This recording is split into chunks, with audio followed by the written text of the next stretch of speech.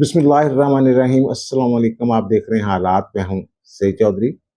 Islamabad high court के 5 जजों की तरफ से सुप्रीम कोर्ट में दायर की गई आईनी दरखास्तें रजिस्ट्रार ऑफिस ने नाकाबिल समाअत करार दे दी हैं और उन पे एतराज़ लगा दिया है। वो एतराज़ात क्या हैं? ये जजेस अगर इसी तरह आगे बढ़ते रहे तो सिर्फ एक मरहला बीच में बाकी है, जिसके बाद ये जजेस जो हैं ये घर चले जाएंगे। और फिर जो जाली डिग्री वाला केस है, जस्टिस तारक महमूद जहांगीरी जिन्होंने अपील फाइल की है सुप्रीम कोर्ट में, तो वो अपील 1 मिनट में जो है वो खारिज हो सकती है। वो खारिज कैसे हो सकती है? और फिर हुकूमत पाकिस्तान ने जो सऊदी अरब और पाकिस्तान के दरमियान दफाई माहदा हुआ है, तो उस पे पार्लियामेंट को एतमाद में लेने का फैसला किया है। इस माहदे के हवाले से एक बड़ा इंकशाफ है, बल्कि बहुत बड़ा इंकशाफ है, जो 2024 में एक अमरीकी साफ़ी ने अपनी किताब दीवार में किया था। वो इंकशाफ क्या है ये भी आपको बताएंगे, लेकिन इससे पहले एक और मौजू है जिस पर बात करनी है कि सुप्रीम कोर्ट ने सिविलियंस के कोर्ट मार्शल के हवाले से जो हुक्म जारी किया था उसका तफसीली फैसला जारी कर दिया है। इस तफसीली फैसले का इमरान खान पर क्या असर पड़ सकता है? क्या जो कोर्ट मार्शल का फंदा है वो फिट आ सकता है इमरान खान पे? इस पर बात करेंगे। और फिर कुछ सहाफ़ती बददियानती है इस फैसले के हवाले से, वो भी हम आपके गोश गुजार करेंगे। बल्कि जो जजों की दरखास्तें जिनके ऊपर एतराज़ लगा है, तो उसके हवाले से भी एक सहाफ़ती बददियानती की गई है। वो सहाफ़ती बददियानती की है, वो भी जब वो मौजू आएगा तो उस पर बात करेंगे। अब जनाब ये जो फैसला जारी किया है, ये लिखा है जनाब आईनी बेंच के सरबराह जस्टिस अमीनुद्दीन खान साहब ने, और वो 68 सफ़ात पर मुश्तमिल है। लेकिन इसके साथ ही जो मोहम्मद अली मज़हर साहब हैं, उन्होंने एक इजाफी नोट भी दिया है, वो 47 सफ़ात पर मुश्तमिल है, और उससे इत्तफ़ाक़ अमीनुद्दीन खान साहब ने भी किया है, जस्टिस हसन रिजवी ने भी किया है, मुसर्रत हलाली साहबा ने भी किया है, और शाहद बिलाल साहब जो है, शाहद बिलाल हसन साहब, उन्होंने भी इजाफी नोट से वो जो है इत्तफ़ाक़ किया है। और आपको पता ही है कि जस्टिस जमाल खान मंदोखेल और जस्टिस नईम अफ़गान ने इख्तिलाफी नोट दिया था। अब जो तफसीली फैसला जारी किया गया है, इसके बाद जो सहाफ़ती बददियानती की मैं बात कर रहा हूँ, वो ये है कि जनाब ये 7 मई 2025 को ये फैसला दिया गया था, और उसमें ये भी कहा गया था कि जनाब जो सिविलियंस हैं इनका कोर्ट मार्शल हो सकता है। किन हालात में हो सकता है, वजूहात क्या हो सकती हैं, वो ज़ाहिर है उन्होंने तफसीली फैसले में देनी थी। अब ये साहबान जो हैं जो सहाफ़ती बददियानती का मुज़ाहरा कर रहे हैं, और वो कह रहे हैं हम पता नहीं कितनी सीनियर जर्नलिस्ट हैं, कोर्ट रिपोर्टर हैं, पता नहीं कब से जनाब कोर्ट रिपोर्टिंग कर रहे हैं, और लगता है ऐसे जनाब से आइन और कानून तहरीर ही इन लोगों ने किया है। वो ये कह रहे हैं कि जनाब देखें जो 7 मई 2025 को ये फैसला जारी हुआ था, और उसमें मुख्तसर फैसला जो है, तो उसमें जनाब इन्होंने कहा था कि जनाब हुकूमत जो है वो 45 दिन के अंदर अंदर कानून में तरमीम करे, और जो सजाए याफ्ता लोग हैं या जिनका कोर्ट मार्शल होता है, उन्हें जनाब हाई कोर्ट में अपील का हक दिया जाए कानून में तरमीम करके। लेकिन अभी तक जनाब ये तफसीली फैसला आ गया है, लेकिन अभी तक जनाब वो जो हक है वो कानून साजी उस हवाले से नहीं की गई। तो जनाब ये कैसा फैसला है उसका जिक्र ही नहीं है। इन लोगों को ये समझ होनी चाहिए, ये या तो अकल के अंधे हैं या फिर हमें अकल का अंधा समझते हैं।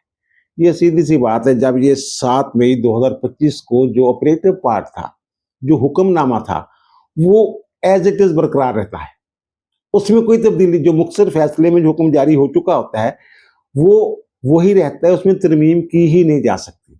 अब ये 7 मई 2025 को चैप्टर जो है ये क्लोज, सिर्फ माजी की बात की जा सकती है, अगली बात नहीं की जा सकती। और वो किस इख्तियार के तहत ये हुकूमत को कहें जनाब? उनके पास तो सो मोटो का इख्तियार ही नहीं है। या तो फिर नए सिरे से सो मोटो लेना। इस केस की हद तक वो 7 मई 2025 को जो हुक्म जारी कर दिया था, उन्होंने ये नहीं देखना तफसीली फैसले में कि उस पर अमल हुआ है या नहीं हुआ है। अगर अमल नहीं हुआ है तो फिर ये तौहीन अदालत की कार्रवाई के लिए रजू करें जो पिटिशनर्स थे या जो भी मुतासरा अफरीक हैं। तो ये कह रहे हैं जब अब जिक्र क्यों नहीं किया? ये जिक्र हो नहीं सकता था। और फिर जो ऑपरेटिव पार्ट है, जो वजूहात बयान की जाती हैं जब हमने ये हुक्म क्यों जारी किया तफसीली फैसले में, और उन वजूहात के बाद वही फैसला जो है मुख्तसर फैसला है उसको एज इट इज रीराइट कर दिया जाता है। जनाब ये हमने 7 मई 2025 को ये मुख्तसर हुक्म जारी किया था, और ये हुक्म हमने क्यों जारी किया था? اس کی فلاں فلاں وجوہات ہیں، ریزننگ دی جاتی ہے، تو اس کے بعد جو فیصلہ جو تفصیلی فیصلہ مکمل ہو جاتا ہے، اس میں جو قانونی حکم ہیں ان کے خلاف جو ہے وہ درخواست دائر ہو سکتی ہے، نظر ثانی ہو سکتی ہے، یا پھر اپیل فائل ہو سکتی ہے. اب تو انٹر کورٹ اپیل بھی فائل ہو سکتی ہے اگر ڈائریکٹ 184 سب آرٹیکل 3 کے تحت کوئی درخواست گئی اور اس کا فیصلہ ہوا ہو. لیکن بہرحال اس کا تو چیپٹر بھی ویسے کلوز ہو گیا ہوا ہے، یہ والا جو ایشو ہے. تو یہ تو نظر ثانی ہی کا کیس تھا. یہ آپ کو یاد ہوگا کہ جو منیب اختر صاحب نے ججمنٹ دی تھی، انہوں نے تو جناب یہ کہہ دیا تھا جناب یہ ٹرائل ہو ہی نہیں سکتا. انہوں نے جو ریزننگ دی ہے جو مجھے سمجھ آئی ہے اس میں یہ ہے کہ جناب جو فوجی تنصیبات پر حملے ہیں نا، فوجی تنصیبات پر یا دفاعی تنصیبات پر حملے ہیں، تو ان کے اوپر وہی قانون لاگو ہوگا جو فوجیوں کے اوپر لاگو ہوتا ہے. ایک بات ہوگی. اور وہ کہتے ہیں کہ 9 مئی کے جو واقعات ہیں یہ عام ہنگامہ آرائی نہیں ہے، بلکہ یہ وہی جو میں نے عرض کیا نا کہ وہ فوجی تنصیبات پر حملے والی بات کے اسی کے تحت آتے ہیں. اور وہ کہتے ہیں جناب 9 مئی کو فوجی تنصیبات کو نشانہ بنایا گیا اور آرمی ایکٹ کے تحت اور آفیشیل سیکرٹ ایکٹ کے تحت ان لوگوں کے خلاف جو ہے یہ کورٹ مارشل کی کارروائی جو ہے وہ ہو سکتی ہے. اس تفصیلی فیصلے کے بہت سارے نکات ہیں جن پہ کسی وقت ہم بحث کریں گے، لیکن سردست جو مختصر خلاصہ اس کا یہ ہے کہ فوجی تنصیبات پہ اگر کوئی سویلین حملہ کرتا ہے تو اس کے خلاف جو فوجی قوانین ہیں وہ لاگو ہوں گے اور ان کا کورٹ مارشل جو ہے یہ ہو سکتا ہے. اس فیصلے کی روشنی میں جو عمران خان صاحب ہے ان کے خلاف جو مقدمات ہیں 9 مئی کے، ماسٹر مائنڈ ان کو ڈکلیئر کیا گیا ہے جو استغاثہ کی طرف سے، تو ان کا معاملہ جو ہے یہ کہاں فوجی عدالت میں کورٹ مارشل کے لیے جا سکتا ہے. اب لے کے جاتی ہے استغاثہ یا حکومت کورٹ مارشل کے لیے، یا وہ اسٹیشن کمانڈر مانگتے ہیں ان کو یا نہیں مانگتے، لیکن یہ جو فیصلہ ہے اس کے مطابق کوئی رکاوٹ نہیں ہے کہ عمران خان کا جو مقدمہ ہے یہ فوجی عدالت میں نہ چلایا جا سکے. اور دوسری بات یہ ہے کہ جو حکومت پاکستان ہے اس نے جناب ایک یہ فیصلہ کیا ہے کہ جناب اس کیس کو یہ جو پاکستان اور سعودی عرب کے درمیان جو معاہدہ ہوا ہے باہمی دفاع کا، جناب ایک ملک پہ جاری ہے دوسرے ملک پہ جاری ہے تصور کی جائے گی، تو یہ جناب وہ کہتے ہیں اس کو پارلیمنٹ کو اعتماد میں لیا جائے گا. اور خیال یہ ہے کہ 29 ستمبر کو یہ قومی اسمبلی کا اجلاس ہوگا اور جو وزیر دفاع ہیں خواجہ آصف وہ پالیسی بیان دیں گے، اور جو ہمارے وزیر اعظم اس وقت امریکہ میں ہیں وہ 26 تاریخ کو وہاں سلامتی کونسل سے خطاب کریں گے، اور اس کے بعد جناب وہ جائیں گے لندن، اور لندن سے پھر وہ 29 تاریخ سے پہلے یہاں پاکستان میں ہوں گے اور یہ جو اجلاس ہے اس کو اٹینڈ کریں گے. آپ کو یاد ہوگا کہ اپنے گزشتہ ولاگ میں نے ماروی سرمد صاحبہ کے فیڈ بیک کے حوالے سے یہ عرض کیا تھا کہ پاکستان کے آئین میں تو کوئی ایسی پابندی نہیں ہے کہ لازمی طور پہ جناب پارلیمنٹ سے منظوری لینا ضروری ہے کسی عالمی معاہدے کی، یہ ہماری کابینہ نے منظوری دینی ہوتی ہے. لیکن وہ کہتی ہیں کہ 2013 میں کوئی ایسا قانون بنا تھا 2013 کے راؤنڈ اباؤٹ کہ جناب یہ جو معاہدہ ہے عالمی معاہدہ اس پہ بحث ہو سکتی ہے پارلیمنٹ کے اندر، اور اسی قانون کے تحت یہ اس کو پارلیمنٹ میں پیش کیا جا سکتا ہے. اور یہ بھی ضروری نہیں ہے حکومت کے لیے جناب اس کی جزیات سے آگاہ کرے، صرف پالیسی اس معاہدہ کیوں کیا گیا وہ ایک پالیسی بیان جو ہے وہ جاری کرنا ہوتا ہے متعلقہ وزیر نے، اور کہا جا رہا ہے خواجہ آصف صاحب جو ہیں وہ پالیسی بیان جو ہیں وہ دیں گے. اور ووٹنگ شوٹنگ نہیں ہوتی، صرف اس کے اچھے یا برے پہلو جو بھی کسی کے دل میں ہے وہ بیان کر سکتا ہے، اور کوئی بندہ جو ہے وہ پارٹی پالیسی کا پابند بھی نہیں ہے. رکن اسمبلی جو ہے جو اس کے دل میں آتا ہے اس معاہدے کے حوالے سے وہ اس پر بات کر سکتا ہے. اب جو پذیرائی ملی ہے اس معاہدے کو پاکستان کے اندر چند ایک وہ جن کو کہتا ہوں، کل میں نے ایک نیا لفظ جو استعمال کرنا شروع کیا ہے چپڑ کناتیے، چند ایک چپڑ کناتیوں کے سوا پوری قوم جو جشن منا رہی ہے، نہ صرف پاکستان کے اندر پوری دنیا میں جہاں پاکستانی بستے ہیں جہاں مسلمان بستے ہیں جشن منایا جا رہا ہے. تو اس کے بعد کس مائی کے لال میں اتنی جرت ہوگی کہ اس معاہدے کی اسمبلی کے اندر فلور پہ کھڑا ہو کے مخالفت کرے. اب مولانا فضل الرحمان صاحب نے بھی تعریف کر دی اس کی، انہوں نے تو بلکہ جو پاکستان میں سعودی سفیر ہیں ان کے اعزاز میں شائیہ بھی دیا ہے اس معاہدے کی خوشی میں. اور جو چپڑ کناتیے جس بنیاد میں اچھل رہے تھے کہ شاید عمران خان کی طرف سے کوئی بیان آ جائے گا، عمران خان کی بہن نے جیل سے باہر آ کے جو بات کی ہے تو انہوں نے بھی یہ کہا ہے کہ عمران خان نے جناب कोई है तो बड़ी अहमियत का हमल माहदा है ये, और ये तो हमारे लिए बड़ी सादत की बात है कि हरमैन शरीफैन की जनाब हिफाजत हमें मिल गई है। तो वो कहते हैं जनाब आलमी सतह पे पाकिस्तान को जनाब अपने राब्ते तेज करने चाहिए और बहाल रखने चाहिए। ये इमरान खान साहब का बयान आ गया हुआ है। तो अब किस में जरूरत होगी कि अंदर खड़ा होके अवामी मंशा के बरखिलाफ इसके खिलाफ जाए। अब जो मैंने इंकशाफ की बात की है ना, तो ये एक अमरीकी सहाफ़ी हैं बॉब वुडवर्ड, उन्होंने 2024 में एक किताब उनकी मार्केट में आई थी दी वार के नाम से। उसमें वो जो सेनेटर हैं अमेरिका के एक लिंडसे ग्राहम, उनकी और मोहम्मद बिन सलमान की मुलाकातों का अहवाल बयान करते हैं। और ये जो वाकया है ये मार्च 2024 के राउंड की बात है। 7 अक्टूबर 2023 को जब हमास ने हमला किया ना इसराइल के ऊपर, तो उसके बाद सेनेटर लिंडसे ग्राहम साहब जी ने इन्होंने ये जोर देना शुरू कर दिया मोहम्मद बिन सलमान के ऊपर कि जनाब आप अमेरिका के साथ एक दफाई माहदा करें। वो कहते हैं जनाब वो जो ना नेतन्याहू, उसका मूड बड़ा ख़राब है, बड़े जारहाना मूड में है, तो आप जनाब कर लें माहदा उनके साथ, अमेरिका के साथ कोई दफाई माहदा कर लें। तो ये अच्छा, इसमें एक और दिलचस्प बात भी है, इस पे ना नुसरत जवेद साहब ने पूरा कालम लिखा है और उसी कालम में इस वाक़े का, इस किताब का जिक्र है। तो वो जनाब जब ये बता रहा था ना इस तरह की बातें, तो उसने कहा ट्रंप आ गया ना फिर जनाब बड़ी गड़बड़ हो जाएगी। ट्रंप होने के मोहम्मद बिन सलमान ने फ़ोन निकाला, मंगवाया और ट्रंप से वो उन्होंने मिला दिया। तो उन्होंने कहा जनाब ये जो लिंडसे ग्राहम साहब हैं वो मेरे पास बैठे हुए हैं इस वक्त, स्पीकर ऑन कर लिया। तो फिर ट्रंप का आपको पता ही है वो क्या करता है, उसने कहा अच्छा अच्छा अच्छा अच्छा ये बड़ा ग्रेट आदमी है, जैसे हर एक को कह देता है ना, ग्रेट से मतलब कुछ और ही होता है। उनके मोहम्मद बिन सलमान साहब थोड़े बड़ा खिलाफ आ, ये कह रहे थे जनाब मैं जरा ना मोहम्मद बिन सलमान जरा ਇਹਦਾ ਇੱਥੇ ਤਖਤਾ ਉਲਟ देना चाहिए, ਇਹਨਾਂ ਦੀ हुकूमत नहीं होनी चाहिए, ये तो थोड़े खिलाफ उत्ते कंपेन कर रहा। और ये कह रहा है जनाब मोहम्मद बिन सलमान जितनी देर तक जनाब सऊदी अरब का हुक्मरान वली है तो उतनी देर तक मैं सऊदी अरब का दौरा ही नहीं करना। उनके हाँ हाँ यार बात तो ठीक है, ट्रंप का नजरिया ठीक है, यानी हुसैना जो हो गया ना। इस वजह के बावजूद ना मार्च 2024 में उन्होंने 5वीं मरतबा दौरा किया सऊदी अरब का, और उनके मतम नजर ये था किसी तरीके से अमेरिका और सऊदी अरब के दरमियान को दफाई माहदा हो जाए जैसे पाकिस्तान और सऊदी अरब के दरमियान हुआ है। तो वो फिर उन्होंने ये कहा कि जनाब देखें क्योंकि नेतन्याहू का मूड बड़ा ख़राब है और फिर वो ग्रेटर इसराइल की तरफ भी चल पड़ा हुआ है, तो जनाब ये मुखालफिन से महफूज रहने के लिए जनाब ये ज़रूरी है कि आप जो एटॉमिक अम्ब्रेला है ना उसके नीचे आ जाएं जो अमेरिका का है। अमेरिका की जौहरी छतरी के नीचे आप आ जाएंगे इस माहदे के बाद तो फिर सत्ते खैरा। तो इसमें जो किताब में लिखा गया है उनका जो फिक्र है मोहम्मद बिन सलमान का वो बड़ा हैरत अंगेज है, और वो आज के जो नताइज हैं जो अब हुआ है माहदा उस पर मुंतज होता है, नतीजा उसका यह निकलता है।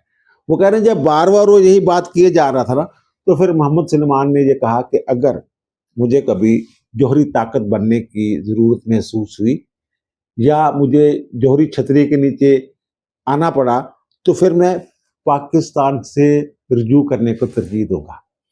ये सब सारा वो उसका लुबे लबाब है। अब देखें जनाब 29 तारीख को क्या होता है, तारीफों के सिवा कुछ नहीं होना।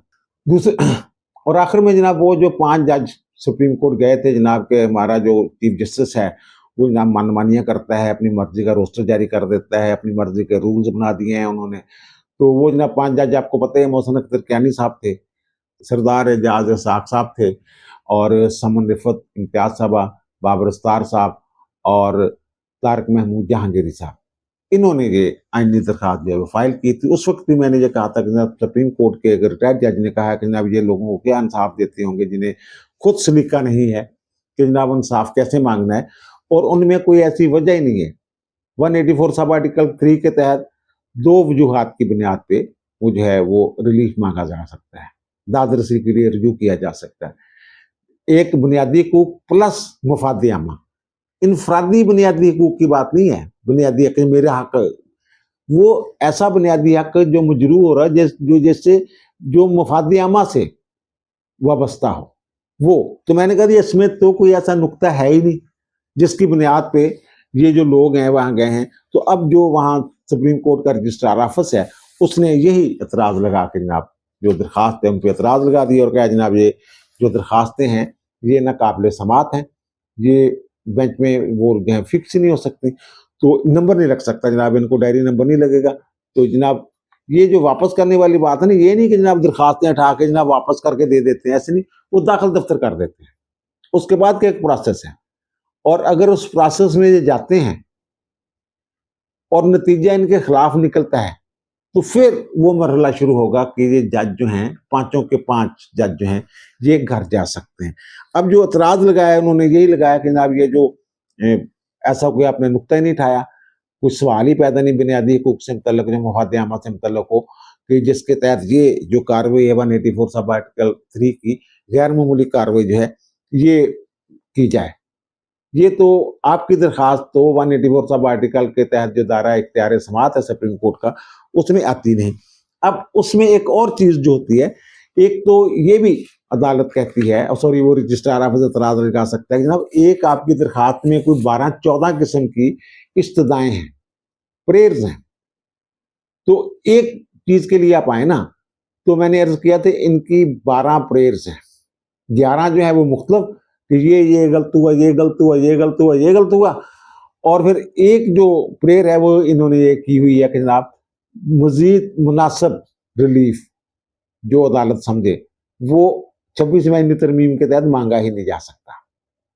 ये भी एक होता। और दूसरा जो मैंने साफ्ती बदयानती, ये जो दरखास्तें वापस की जाती हैं ना, ये कोई फैसला नहीं लिखा जाता, ये उनके पास एक प्रोफार्मा होता है। हाई कोर्ट्स में तो बाकायदा खाने बने होते हैं, जो एतराज़ात होते हैं वो जो दरखास्त में तो टिक कर देते हैं ये जनाब आपकी दरखास्त में खामियां हैं, तो इसलिए ये दरखास्त जो है ये काबिल समात नहीं है। और अगर कोई इजाफी चीज़ हो तो वो उसका इजाफी नोट जो है वो लिख दिया जाता है। उसमें एक और चीज़ जो है ना वो लिखा जाता है कि जनाब आप जो आए हैं रिलीफ लेने के लिए, तो जनाब आप इंडिविजुअल जो ग्रीवियंस है उसके लिए आए हैं, मफाद आमा में नहीं आए। अब जो इंडिविजुअल ग्रीवियंस है जिसको ये रिड्रेस करना चाहते थे, उसका तर्जुमा पता है वो क्या कर रहे हैं? जाती रंजिश की बुनियाद पे आप आए हैं, जाती रंजिश नहीं, इनफरादी शिकायत की बुनियाद पे आप आए हैं। ये कोई मफाद आमा का, पब्लिक इंटरेस्ट का मामला नहीं है सर जी, ये उन्होंने कहा है। अब इसमें होता क्या है, हाई कोर्ट्स में तो एक डोगर साहब ने लाहौर हाई कोर्ट में एक दरखास्त दायर की थी, जनाब जो रजिस्ट्रार ऑफिस है वो एतराज लगा के दरखास्त जो है वो खुद ही जज बन जाता है, ये कोर्ट में पेश होना चाहिए। उसके बाद लाहौर हाई कोर्ट में तो जो प्रैक्टिस है कि जो एतराज ऑब्जेक्शन लग जाता है तो उसको ऑब्जेक्शन केस के तौर पे किसी बेंच के सामने रखा जाता है। फिर बेंच जो है यानी जज साहब जो है वो फैसला करते हैं कि जनाब ये जो दरखास्त पे एतराज़ात लगाए गए हैं ये दुरुस्त हैं या गलत हैं। अगर दुरुस्त हैं तो वो कहते हैं ठीक है जनाब ये नाकाबिल समात है। अगर वो गलत पाए जाते हैं, अदालत समझती है कि जनाब एतराज़ात रजिस्ट्रार ऑफिस ने गलत लगाए हैं, तो फिर वो कहते हैं जनाब नहीं जनाब ये एतराज़ात गलत हैं, तो इनको किसी बेंच के सामने लगाया जाए, वो एतराज़ात दूर कर देते हैं। अब सुप्रीम कोर्ट में पहले तो ये होता था कि जनाब चैम्बर में वो मामला चला जाता था, एक अपील फाइल की जाती थी, जनाब ये मैंने दरखास्त दी है और जनाब ये जो है ना ये मेरे जो एतराज़ात हैं इनकी वो अपील की शक्ल में इनको सुना जाए। तो वो अपील जो है वो किसी चैम्बर में जज साहब सुनते थे, वो आमतौर पर एतराज़ात जो है वो दूर कर देते थे, अपील मंजूर है, कह देते जनाब इनको जो है बेंच में मुतलका बेंच में लगाया जाए। अब जो 26वें आईनी तरमीम के बाद ये जो सूरत हाल है ये बदल गई है, जो रूल्स वगैरह हैं वो तब्दील हो गए हैं।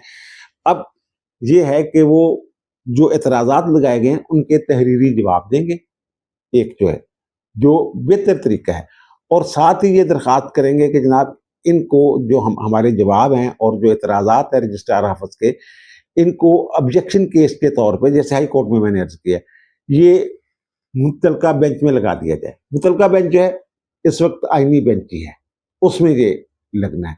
और अपने तौर पे भी जो रजिस्ट्रार ऑफिस है वो चाहे तो जो एतराज़ात हैं इनको जो उसने एतराज़ात लगाए उनके जुडिशियल रिव्यू के लिए आईनी बेंच को वो भेज सकता है, फिर नोटिस होंगे, फिर जनाब अगर एतराज़ात दूर हो जाते हैं फिर वो केस की जो है वो समाअत होगी, नंबर लगेगा, पहले नंबर लगेगा इन दरखास्तों को।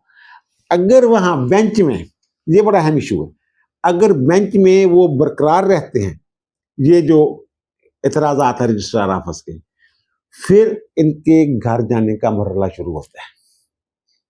ये यानी कि एक ऐसी प्रिविलियस किस्म की بلا جواز قسم کی یہ ایک درخواست سمجھی جائے گی اگر بینچ جو ہے اعتراضات برقرار رکھتا ہے۔ اس کا مطلب یہ ہے کہ بینچ یہ ڈکلیئر کر رہا ہے کہ جناب یہ کیس بنتے ہی نہیں ہے، ایویں ہی آ گئے ہیں درخواست لے کے آپ لوگ۔ اب جو میں نے کہا کہ گھر جانے والی بات جو ہے نا، یہ جو ان کا میں نے کئی مرتبہ یہ ذکر کر چکا ہوں پچھلے دنوں سے کہ جناب یہ جو ان کا کوڈ آف کنڈکٹ ہے نا ججوں کا، اس کا جو آرٹیکل 5 ہے وہ یہ کہتا ہے کہ جج کو کسی عوامی تنازع میں نہیں پڑنا چاہیے، چاہے اس میں قانون کا سوال ہی کیوں نہ ہو، ایک بات ہوگی۔ اور دوسرا جو ہے آرٹیکل 6 وہ یہ کہتا ہے کہ جج کو جس حد تک ممکن ہو مقدمہ بازی میں ملوث نہیں ہونا چاہیے۔ یہ اگر کیس ہی نہیں بنتا پھر بھی درخواست لے کے چلے گئے ہوئے ہیں، تو پھر آپ بتائیں کہ جناب یہ کوڈ آف کنڈکٹ کی خلاف ورزی کر رہے ہیں یا نہیں کر رہے ہیں۔ اگر کوڈ آف کنڈکٹ کی خلاف ورزی ہو رہی ہو تو پھر کوئی بھی بندہ جو ہے وہ ان کے خلاف جو ہے سپریم جوڈیشل کونسل سے ریویو کر سکتا ہے۔ صدر جو ہیں وہ کابینہ کی ایڈوائس پہ ریفرنس بھیج سکتے ہیں۔ اب یہ کابینہ پہ منحصر ہے کہ جناب کابینہ کیا کرتی ہے، گراؤنڈ بن رہی ہے بہرحال۔ اور دوسری جو بات میں نے عرض کیا کہ جناب جو طارق محمود جہانگیری صاحب نے جناب اسلام آباد ہائی کورٹ نے انہیں سرفراز ڈوگر صاحب والا جو بینچ ہے ڈویژن بینچ، اس نے انہیں روک رکھا ہے کہ جناب آپ جو جوڈیشل ورک نہیں کریں گے، تو اس کے خلاف جناب وہ چلے گئے ہوئے ہیں سپریم کورٹ، اور انہوں نے کیا نکات اٹھائے ہوئے ہیں یہ میں ڈسکس کر چکا ہوں، اور ان میں بھی بظاہر کوئی جان نہیں ہے، نمبر لگ گیا ہوا ہے اس پہ، وہ کسی وقت بینچ میں جو ہے وہ پیش ہو جائے گی، وہ بینچ اس کی سماعت کرے گا، نوٹس ہوتا ہے نہیں ہوتا، آگے کیا چلتا ہے وہ الگ بات ہے۔ اس کو کہتے ہیں سی پی ایل اے، ابھی وہ اپیل کا درجہ نہیں ملا اس کو، وہ نمبر لگا ہے سی پی ایل اے کے طور پہ۔ سی پی ایل اے یعنی کہ civil petition for leave to appeal, یعنی ایک درخواست کرتا ہے، اس میں نکات اٹھاتا ہے، جو آئینی نکات، جناب یہ آئینی نکات جو ہے یہ فیصلے کے متقاضی ہیں، تو جناب یہ میری جو درخواست ہے اس کو منظور کر کے میری اپیل سنی جائے، میں ہائی کورٹ کے فیصلے کے خلاف اپیل کرنا چاہتا ہوں۔ اس میں یہ ہوتا ہے کہ عدالت جو ہے وہ سماعت شروع کر دیتی ہے، اور بعد میں جو ان کی سی پی ایل ہے اس کو اپیل میں کنورٹ کر کے پٹیشن کو، تو وہ اس کا فیصلہ جاری کر دیتی ہے، نوٹس کر دیتی ہے، جو بھی صورتحال ہو۔ اب اس میں مسئلہ یہ کہ اس میں میاں داؤد جو ہے اس نے اسلام آباد ہائی کورٹ میں یہ درخواست دائر کر رکھی ہے، جس میں انہوں نے کہا کہ جناب جو طارق محمود جہانگیری صاحب ہے، ان کی جو بی اے کی ڈگری ہے نا وہ جعلی ہے، اس میں جو متعلقہ کالج ہے لا کالج اس نے بھی کہہ دیا ہوا ہے، سرٹیفکیٹ موجود ہے کہ جناب یہ تو ہمارے اسٹوڈنٹ ہی نہیں رہے۔ اسی طرح جو کراچی یونیورسٹی ہے اس کا بھی یہ ریکارڈ پہ موجود ہے، اس کا ریکارڈ یہ بتا رہا ہے، وہ ریکارڈ ہم نے آپ کو دکھایا بھی تھا کہ جناب ان کی جو ڈگری ہے یہ لا کی، یہ صحیح نہیں، انرولمنٹس کے 2 نمبر ہیں، وہ کہہ رہے نہیں یہ نہیں ہو سکتا، یہ ڈگری ان کی صحیح نہیں ہے۔ تو یہ اب چلے گئے سپریم کورٹ۔ اب جو میاں داؤد ہے، میاں داؤد جو ہے بڑا ڈاڈا وکیل ہے، یہ مظاہر علی اکبر نقوی ان کے خلاف ریفرنس انہوں نے فائل کیا تھا، انہوں نے پھر ریزائن کر دیا، قبل از وقت ریٹائرمنٹ لے لی، لیکن سپریم جوڈیشل کونسل نے کہا نہیں جناب یہ تو نہیں، آپ کی تو برطرفی بنتی ہے، ان کو برطرف کر دیا گیا تھا۔ اور پھر یہ درخواست بھی، یہ کسی جج کے خلاف ان کو عہدے سے ہٹانے کے لیے بڑے دل گردے کا کام ہوتا ہے، وکیل کی وکالت جو ہے وہ تباہ ہو جاتی ہے اگر وہ ناکام ہو جائے، بڑے پکے پیری کم کرنا پڑتا۔ اچھا یہ 2 ججوں کی میں بات کروں، ایک تیسرے اور جج تھے اعجاز الحسن صاحب۔ اچھا میاں نے نا پیر ہی کھڑکایا سی، وہ ریزائن دے کے نس گیا سی۔ یہ جو مظاہرے لکھو نقوی والا کیس تھا نا، سپریم جوڈیشل کونسل کے ممبر اعجاز الحسن صاحب بھی تھے، تو انہوں نے اعتراض کیا تھا جناب اعجاز الحسن صاحب جو ہیں یہ اس کیس میں نہ بیٹھیں کیونکہ یہ مفادات کا ٹکراؤ ہے، اس طرح کی انہوں نے بات کی، اور ان کا جناب میں آگے جا کے ان کے خلاف بھی ریفرنس فائل کرنے والا ہوں، جو کہ مظاہر علی اکبر نقوی والا جو ریفرنس ہے اس سے منسلک ہے وہ ایشو، انہوں نے یہ بات کی تھی، تو اس کے بعد وہ اعجاز الحسن صاحب نے وہ چھوڑ کے چلے گئے تھے۔ اب یہ جو معاملہ ہے نا، یہ جو میری رائے ہے، اگر ان کی سی پی ایل اے کو غیر مؤثر بنانا ہو تو بڑا آسان سا طریقہ ہے، وہ میاں داؤد صاحب جو ہیں وہ ایک سی ایم سول مسلینز متفرق درخواست جو ہے وہ اسلام آباد ہائی کورٹ میں دائر کر سکتے ہیں، اور ان کو کہتے ہیں موڈیفکیشن کے لیے جناب آپ نے جو آرڈر جاری کیا تھا نا، ان کو روکا تھا کام سے، اس میں ذرا ترمیم کر لیں۔ ترمیم کی سزا اس بنیاد پہ کی جا سکتی ہے کہ جناب سپریم جوڈیشل کونسل جو ہے وہ ایک الگ فورم ہے اور اسلام آباد ہائی کورٹ ایک الگ فورم ہے. یہ اسلام آباد ہائی کورٹ یہ کیسے کہہ سکتی ہے کہ جناب جب تب سپریم جوڈیشل کونسل جو ہے وہ فیصلہ نہیں کر دیتی, یہ ان کو جوڈیشل ورک نہیں دیا جا سکتا. یہ سٹے ہو سکتا ہے, یہ میں پورے وثوق کے ساتھ بات کر رہا ہوں. حکم امتناعی جاری ہو سکتا ہے. اپوائنٹمنٹ کا اگر ایشو ہو اور اگر وہ تیرتا ہو نظر آ رہا ہو کیس کی سطح کے اوپر کہ جناب یہ جعلی ڈگریاں ہیں, تو پھر حکم امتناعی بنتا ہے. یہ نہیں ہو سکتا کہ جناب یہ جعلی ڈگری والا شخص ہے جو اس کو انصاف کی کرسی پہ بیٹھے رہنے دیا جائے. تو بہرحال وہ اگر یہ درخواست دے دیتے ہیں اور ساتھ ہی یہ استدعا کرتے ہیں جناب یہ ڈے ٹو ڈے اس کی روزانہ کے بنیاد پہ ہیئرنگ کی جائے اور پھر وہ نوٹس جاری کر دیں 2-3 دن کا, اور اس کے بعد کہیں جناب شکوار جواب دے دیں. جتنے بھی انہوں نے الزامات لگائے ہر ایک کا جواب دینا پڑے گا. ڈگری والا جب معاملہ آئے گا تو اس کا طارق محمود جہانگیر صاحب کیا جواب دیں گے؟ کوئی جواب تو دیں گے نا. تو اس کے بعد اگر موڈیفکیشن ہو جاتی ہے تو جو ان کی سی پی ایل اے ہے سپریم کورٹ میں پڑی ہوئی وہ غیر مؤثر ہو جائے گا. جناب وہ تو حکم امتناعی کے خلاف آپ آئیں, حکم امتناعی تو ختم ہو گیا ہے آپ کے خلاف, اب تو دوسری پروسیڈنگ ہو رہی ہے, اس میں تو ہم مداخلت نہیں کر سکتے.